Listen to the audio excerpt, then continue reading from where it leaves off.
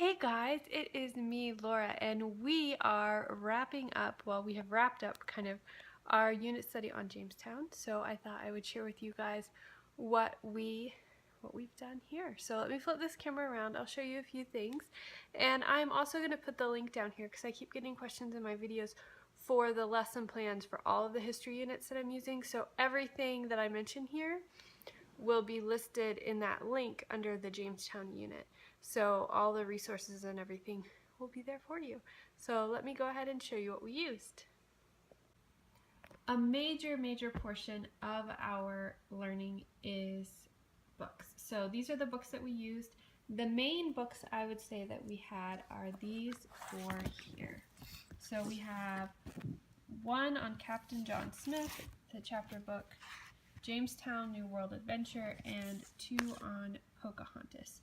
So these two, the Jamestown New World Adventure and Pocahontas, this is by Ingrid and Edgar Perrin-de-Allure, which I'm sure I'm saying that wrong, but these two are recommended by the Beautiful Feet books and that curriculum. This one is basically kind of like a journal, little journal entries from someone in Jamestown. The kids, they listened to the whole thing, but they weren't really all that interested in it. I think if we had maybe started with this was one of the later books that we did, and by this point they pretty much were already aware of what was in there. But if your child likes the journal kind of style, I think it was really good, and it's not a bad book. It's not amazing, but it's not bad. It gives you kind of just an overview of what life was like to set up the Jamestown colony. And then this is, honestly, I did not read this. Arlen read it with Samuel 2 or 3 times, I think. So I never got a chance to read it to him, and I have not had time to read it myself. So I can't tell you how historically accurate or anything it is. I have to admit, though, that I have been a little bit surprised pleasantly with some of the other ones. But Samuel just really loves the pictures in here of Pocahontas. And this is a chapter book I found. I'm trying really hard. Of course, there's 2 sides in history to every story. There's multiple, what is historically accurate, what is not. But there's some things that are very clearly not historically accurate, and I'm trying to avoid those things. I'm trying to give a good picture, full picture of what's going on and talk about different perspectives throughout history. So we read the story from Pocahontas' perspective. I really enjoyed this book. We did skip a few parts. There's a few violent parts in here that were just too much for the boys, so I kind of skipped those and censored them a little bit. But otherwise, we read it. This is a very good book. It's very well written, and this is written from a Christian perspective. It traces Pocahontas' history, but it especially focuses on her conversion to Christianity in that process. So this is Pocahontas True Princess by Mary Haynes. And then this one is The Heroes of History, which we love. I went ahead and downloaded the study guide from online for this, and we did some of the vocabulary. We talked about the vocabulary and answered some of the questions. Again, there was some violent parts that were a little bit too gruesome and descriptive, so we kind of edited those slightly, but otherwise Samuel loved both of these read-alouds. He's so sad that we're not doing history, that we're done with history for right now. We're going to go to science for a little bit because he wants to read more stories. But those are kind of the main books that we used. And then these are some of the other ones. We got a few books. Let's see, there's another one here somewhere, I think, unless I returned it already. But we got a few books about the Powhatan Native American tribe. And this one, I don't know, this one in particular isn't one that's worth like, oh, this is awesome, but we did get a few of those from the library, so they're hard to come by, but you might find some. Samuel has been loving this book on shipwrecks because we've been doing a lot about oceanography still with all these ships, and he loves the idea of being an underwater archaeologist. So this is a really great book that talks about all sorts of shipwrecks and just discovery in general, so that's been good to kind of go along with it. This one is Jamestown Struggle for Survival. This one's another pretty good one that just gives a good overview of what it was like and what the people went through, and this is from the perspective of the colonists and just kind of telling the story of starting Jamestown.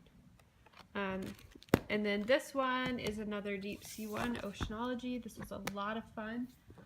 There's a book, why is it not out here? I don't know. I guess the boys must have taken it somewhere, but there's a bigger book called Pirateology by the same, it's in the same series kind of, but it's much bigger, very interactive. And we've been still, and we'll probably continue, we'll read about pirates as well, because all of these stories, I mean, piracy was big, and this was ship travel, so piracy was certainly a concern.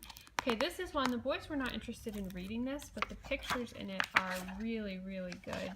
And so we talked about these pictures and looked at them and, you know, the excavation of Jamestown and what things must have looked like. This is taken from people who historically reenacted the events and the time period. So there's actual photographs in here, and it's really, really great. So this is definitely something that I recommend, if for nothing else, for the pictures. If you have a little bit of an older child, they might enjoy reading that some too. This was the really good one, I think, about the Powhatan people, a Confederacy of Native American Tribes, and it was just really good to kind of help us understand the Native Americans that mostly interacted with those in Jamestown. Of course, they interacted with so many tribes, but this is where Pocahontas is from. So, and then I got a children's coloring book of Jamestown in Virginia. There's a couple pictures in here that are a little bit violent, but it's kind of a story. If you have a child who likes to color a lot, well, yeah, see, like this one, yeah, I didn't do that one. But if you have a child who likes to color a lot, listen to stories. Oh, this is really funny. When people got in trouble with Captain Smith, if they said a bad word, if they cussed or whatever, he would pour freezing cold water down their sleeve as their punishment. So anyway, that was amusing. But this is just, it's a coloring book that basically tells the story. So if you have a child, especially that likes to color, do art, they can work on this while you're reading a chapter book. You can read this together and color a page every day, or just kind of, there's a lot of ways that you could go through that.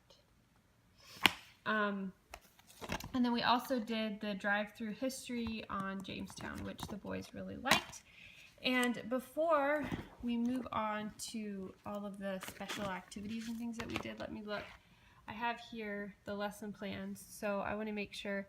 There were a couple, Jamestown, the Historical Society there has a really great website, and there were some short videos that we watched about Jamestown for kids, and that was really great.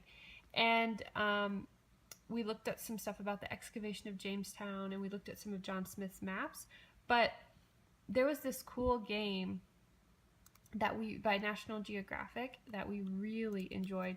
And so it's this game here, and I'll put the links and everything. You can get them from this document. But you started, it tells you a little bit of the story, and then it has a game related to that story. And some parts it says, what would you do if you're in this situation, and lets you pick and shows you what actually happened. And it's very interactive, and both boys absolutely enjoyed it.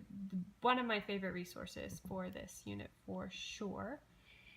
And then we did our usual timeline, and I used More Than Moccasins again, and we have changed up kind of our activities this time, and this worked so much better. So we made some headdresses. This is a project from Mystery of History. We followed the directions there.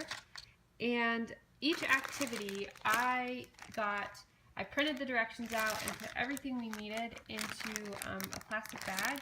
And so then we weren't scrambling to get things ready. So when we had some time for homeschool, hey, do you want to pick out an activity?